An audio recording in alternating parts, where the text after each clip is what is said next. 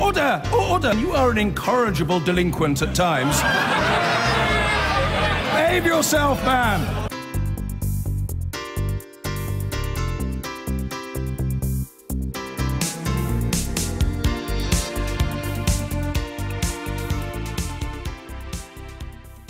Well, like him or loathe him, Tony Blair is back on the scene and he's got a lot to say. This week I sat down with him to talk Brexit, Jeremy Corbyn, Theresa May and his own troubled legacy. I think you'll probably have an opinion or two about this one. It feels like the first question to you after the election result has to be, are you still convinced that Brexit is going to happen? I think it's possible now that Brexit doesn't happen. I think it's absolutely necessary that it doesn't happen because I think every day is bringing us fresh evidence that it's doing us damage economically, certainly doing us damage politically. And I think that when people really reflect on why we wanted to do Brexit or why the country voted for it, then they can see that in respect of the immigration issue, the overwhelming majority of these European migrants who come into our country are people we actually need for various reasons. So I think as this thing goes on, the cost-benefit analysis of leaving becomes very clear. And then the question really is, have we got the political leadership in the country to try and explain to people what the different options are and guide us in a different direction? So how would it come to a halt then? Would there be another referendum? Yeah, it's a really good question because, you know, you can obviously, I think public opinion is moving on it. Look, this time last year we were the fastest growing economy in the G7, we're now the slowest. Our savings ratio is at the lowest for 50 years. The investment community internationally has now gone really negative on us. Our currency's down 10, 12%. Investment in the motor car industry, for example, is down 30%. Living standards are stagnating. I mean, this is causing us real damage. That's beyond doubt. So the question is, in circumstances where the party leadership in both main parties is still committed to Brexit, how does it happen? And I think it happens if there is a strong movement for change out in the country that starts to impact on MPs. And you know how that happens, second referendum, votes in Parliament and so on. I think that, in a sense, you get to that later. The question is, can you get a clear sense from the people in the country that the will that they expressed last June is shifting? That is the key question. As part of the programme, we're quite keen to go out and talk to people in different parts of the country. And as part of that, I've spoken to voters in places like Boston who feel furious that immigration, they believe, has changed their communities. Barnsley, they feel globalisation has robbed them of a prospect of a stable career. They'll listen to what politicians like you are saying, people that they believe are members of the establishment, and they'll feel pretty angry, won't they? Well, I think you've got to distinguish the different reasons why people voted for Brexit. I mean, I think there are situations where in particular parts of the country, the influx of European migration has been a problem. It's one of the reasons why we had that whole debate about, you know, could we get a compromise on freedom of movement principles? And do you take responsibility for that? Because a lot of that happened under your government. Yeah, but you know, it happened for very good reasons in 2004 in a completely different economic situation. And you know, we can come back and argue about that in a minute, by the way, but in respect of globalization, yes, I think there are real anxieties that people have culturally on immigration and economically because they see the world changing around them and there are communities and people who feel left behind. But the key point is this: Brexit is not the answer. And part of the damage that Brexit does, again, every day, is it distracts us as a country from dealing with what are the real issues of globalization. I mean, if we want to control immigration, by the way, half the immigration comes from outside of Europe. We could control it now. The immigration that comes in from Europe, once you start to break down those numbers, you see that we need the high-skilled people. You know, there are people working in the financial sector or in the technology sector, people working in our health service. We need these people. The lower paid people, the low-skilled people who come in as seasonal workers, there aren't masses of British people queuing up for these jobs. The companies that employ these people need to employ these people. Students, we want students, foreign students, to come in. It's income for the country, and it's also establishes relations with other countries. So when you break down the EU immigration, it turns out, I mean, my institute reckons that probably 2/3 of the people that come in are people in any event we actively want to come. So What I would say to people, whether it's in Barnsley or Boston or wherever it is yes, we've got to provide answers to your problems and your challenges, but this is not the answer. This is actually going to distract us from dealing with the real problems of the country, and it's going to make us poorer. Is it patronising, though, to suggest that you know better than they do what the answer is? It's not a question of me knowing better. It's a question of having an honest and open exchange of views so that people understand the difference between being part of Europe, for example, in the single market, and being outside of it. And, you know, people say you're patronising people if you point these things out. I think it's to patronise people to suggest that they won't listen to an argument. I mean, and it's not as if the result last June was like sort of 75-25, right? It's 52-48. I think the sensible thing, because now we're seeing what Brexit really means. What does Brexit mean? Okay. As we see that and as the argument develops, if we had the right political leadership, we would be explaining to people the options. So you take, when people say they want a soft Brexit, and even if people, you know, in Parliament, people who really should know about this saying, well, we want a soft Brexit, but we're going to leave the single market. You leave the single market, it's not a soft Brexit. A free trade agreement, which we would have as a third country negotiating with Europe, is not the same as the single market. The single market is a unique construct. It's allowed massive intra-European trade. It was actually a construct initiated by the British under Mrs. Thatcher, carried on by John Major and myself. We benefit from the single market. You see, you could be talking there about Jeremy Corbyn, who has argued again for leaving the single market and then trying to get the best possible tariff-free access. So you think he's wrong? Well, I'm talking about anyone who's engaged in this position. If you say you want a jobs-first Brexit, but we're going to leave the single market, it's a contradiction in terms. There isn't a jobs-first Brexit that means taking ourselves out of this unique trading area involving 50% of our trade.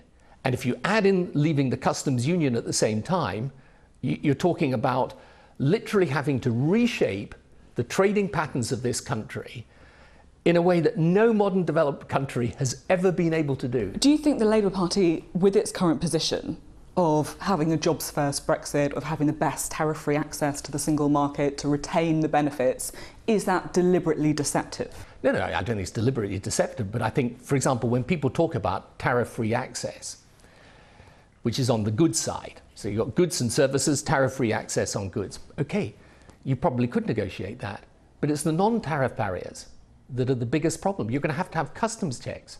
You're going to have rules of origin requirements. They're talking about multiplying by five times the number of customs checks and border checks we're going to have if we get out of the single market. Think of the cost and the bureaucracy. And on the service side, if you're out of the single market, and by the way, in services, we've got a huge surplus in trade with the European Union.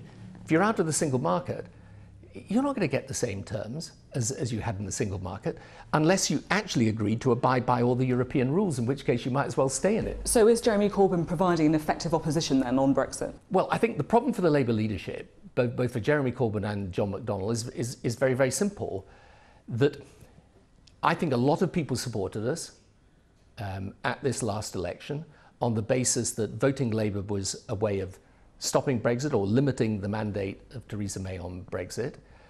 And I think if we end up in a position where we're also for carrying forward Brexit and leaving the single market, I think a lot of those people will be saying, well, you know, I voted Labour because I thought I was going to stop these things, and actually the Labour leadership's in favour of them. So, you know, this is, again, a debate that's going to go on the Labour Party, as in the Conservative Party. My bigger anxiety is just what's happening to the country. So is Labour providing that opposition then? Well, I think Labour is providing the opposition up to a point, but I would like to see it go further. The issue is, of course, though, that Labour's position on Brexit seemed to work quite well in that general election. Were you surprised by the result? Yes, I was surprised by the result. I mean, I think on Labour's position working well in the election, I'm a little dubious on that, but okay, let's accept it for the purpose of argument. But the point is it can't last. I mean, at some point, we are going to have to take a definitive position. Are we in favour of staying in the single market, or which a large part of business and the trade union movement want us to do, or are we in favour of getting out? Now, the reason, by the way, why people hesitate in staying in the single market is that if we agree to stay in the single market, there's a very obvious next step in the argument, isn't there? Because then people say, well, in that case, why are we leaving Europe? But that's precisely why the question of changing Brexit, removing this distraction from our politics, concentrating on the big questions that are coming down the pipe at us, would be the best solution. I'm keen to talk a bit more about that election result, because it does seem as though you got Jeremy Corbyn pretty much completely wrong. Just to look at some of the things you said about him previously, if Jeremy Corbyn becomes leader, it won't be a defeat like 1983 or 2015 in the next election. It will mean rout, possibly annihilation. You weren't just a bit off there, you were way off. Yep, that's absolutely correct. So I think this election, by the way, was held in very unique circumstances. I actually think at the beginning of the election campaign, we were going to be routed. I think what happened was as much to do with the Tory campaign as our campaign. However, you know, I say this absolutely up front in the kind of essay I've written. I've got to pay tribute to his temperament during the campaign, to their mobilization, particularly of younger voters, to the way they fought the campaign, and they've generated a lot of enthusiasm. I completely buy that. What I don't buy is two things. First of all, I think a lot of people voted Labour, not because they thought he was about to be Prime Minister and Labour was about to win, but because they were horrified at the Tory campaign and wanted to put the brakes on it. And secondly, I think there will be significant numbers of people for sure voted for him with enthusiasm. I think there were an awful lot of people who voted for him because they couldn't stomach the Tories and wanted to make a point. And I'm sceptical myself that this is a coalition that's capable of holding, particularly if it becomes clear that we're really in the same position as the Tories on Brexit. Do you think he'd be a good Prime Minister? The doubts, you know, I expressed before, I haven't changed my mind on that. I think the problem with that old left programme is that it just doesn't meet the needs of the times. And the danger for the country, and you know, look, it's all I do when I speak on these things is get, you know, a great shed load of abuse. So why am I doing it? I'm actually really worried about the country at the moment. I think if you follow up Brexit with a hard left economic programme, I mean, this country is going to be in real trouble. And, you know, the fact is they aren't solutions. They're two different visions of the 1960s. When this country needs to work out an agenda for the future. I mean, you just take one very simple thing, which is the influence of automation, artificial intelligence, big data. This is going to transform the economy. Now, if you take the Germans, they've had this program that they've been running for some time now on the digitalization of industry. And it sounds, you know, very sort of, you know, ethereal and who the hell cares. It's going to change their ability to operate in this modern world that technology is revolutionizing. We're not even debating these things. They're not even part of our agenda. You know, how do you redefine a welfare and retirement system and things like social care, but for today's world? We're still debating those in terms of, do we spend more money, do we not spend more money? We're nowhere near, in my view, in this country at the moment, articulating an agenda for the future. And that's because we're stuck with one political party that's defined by Brexit and an attitude on immigration that, again, in my view, is just out of date, and the other with an old-style leftist programme, which is, OK, I understand why it generates enthusiasm, but it isn't an answer. So you think Jeremy Corbyn's agenda is one of the 1960s? Well, I think it's just, to be fair to Jeremy, he's never changed his position, not since the first time I came across him in the late 70s, early 80s. But it's not an answer to the country's problems. The thing is, though, in this election, it was Jeremy Corbyn's unashamedly left-wing manifesto that won people over. So surely that was right and you were wrong. Well,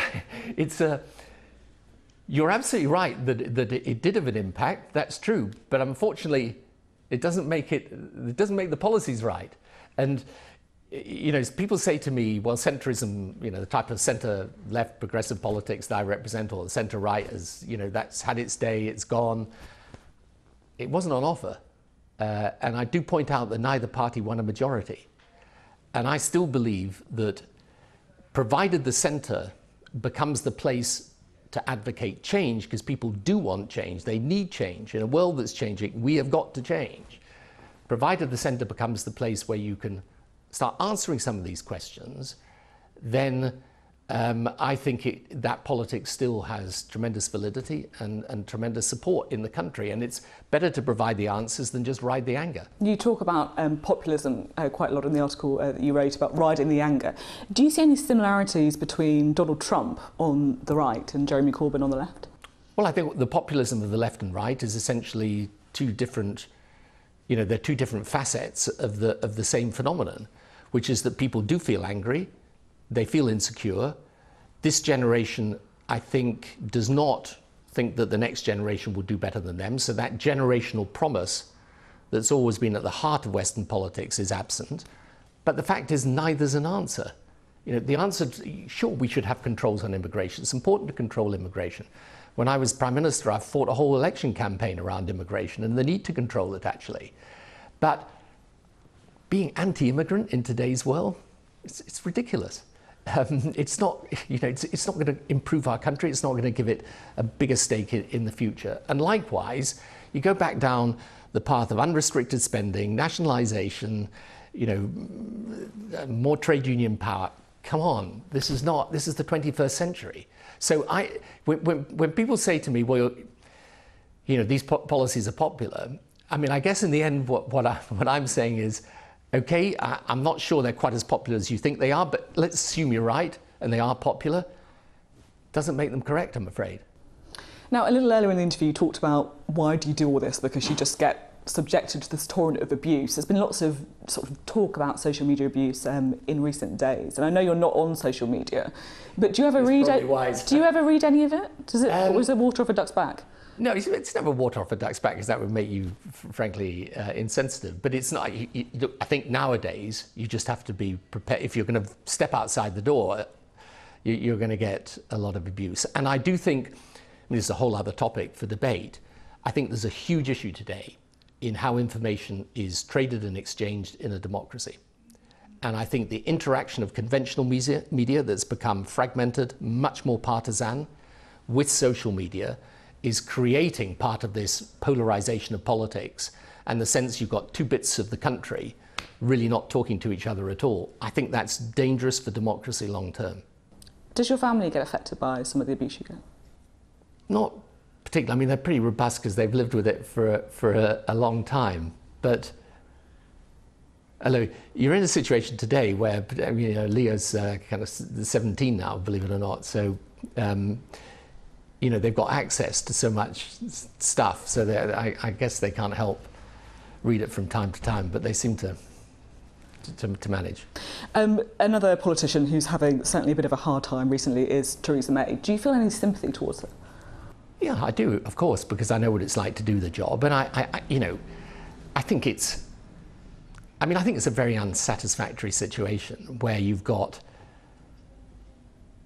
the Prime Minister surrounded by people who are just waiting for the moment they decide to throw her off the ledge. I mean, I think there's something a little unseemly about all of it, really. And I do feel sorry for her, because I think, she's somebody who has got the best interests of the country at heart.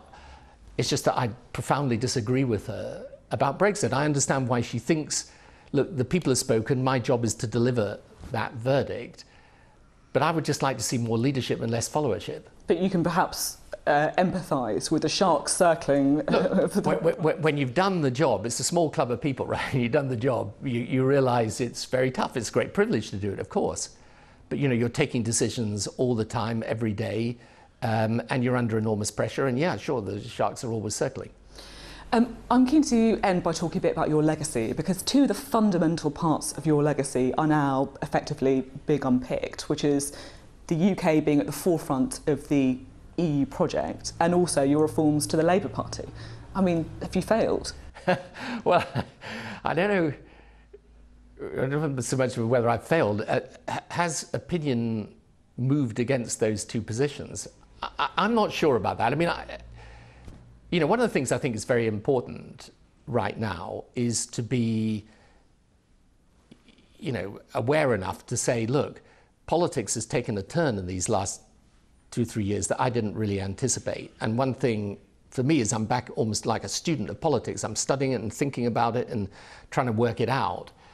But I think if Britain carries through Brexit, if we really do this, we are going to diminish ourselves and relegate ourselves as a country. And if we decide to do that, okay, we decide to do it. But I still hope that that part of the legacy will be retrieved, and we understand that in today's world, to separate yourself from the largest commercial market and biggest political union right on your doorstep, in this world where you're going to have China and India and these massive powers emerging, it's just not sensible. So I still think Brexit's work in progress. And as for the Labour Party, look, I still think in the end you win best from the centre and you govern best from the centre, because today's world doesn't really lend itself to ideological solutions. They're much more practical. I was talking a bit about the new technological revolution, how it's going to change the workplace. How you respond to that, okay, is about values.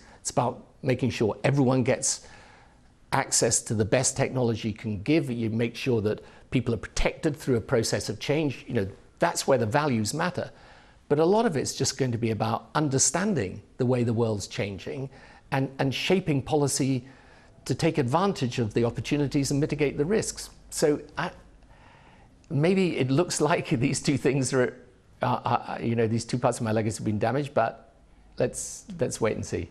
Very optimistic. Another part of your legacy, of course, like it or not, is Iraq. Sir John Chilcot last week said you went straight with the nation. Yeah, look, because I've learned over time there's no point in trying to relitigate this with people. If you want to know what I received as the information, you can go and read it online. And I think that's what people should do, and then they can make their own judgment. Just to end, you are someone who always comes across as being remarkably self-assured, very self-confident in your own opinions and beliefs. But it's hard to escape the thought that you've been on the losing argument in most of the big political debates of recent years. Donald Trump, Brexit, Jeremy Corbyn. Does it ever cross your mind and you have that moment of self-doubt and think, maybe I've got all this wrong. Maybe I'm not right on this. First of all, by the way, I've got continual self-doubt, which is what you should have if you're at all sensible about your politics. But I just point out, my politics hasn't been on offer, actually, the last 10 years. I mean, I know it often seems as if... So you think if it had been, then you'd be on the winning side? No, what I think is this, that I think that the type of politics that I represented, which was strong commitment to social justice and to social change. I mean, remember we introduced the minimum wage, the Good Friday Agreement, we made massive investments in health and education. When I left office, health service satisfaction ratings were at the highest level for years and years and years. But we were in favour of dynamic business and enterprise, right? I still think that has got real appeal. Now, I agree with you. If you look back over these last years, particularly post the financial crisis, then you can say, look, that politics has had its day, and now what people want is the populism from the left or populism from the right. But then you look at France, and you see the victory of Macron, and you realise it's not as simple as that. So could that happen in the UK, you think? A new centre ground party?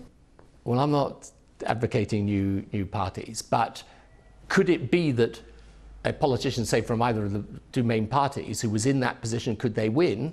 Yeah, they could win. And, one thing people forget is 2 years ago we had a general election in Britain, which David Cameron won pretty much from a centre-right position. So I agree with you. I think, the politics that I represent is definitely under real challenge. The conventional wisdom is at the moment that centrism has had its day and is passé, but I don't really believe that.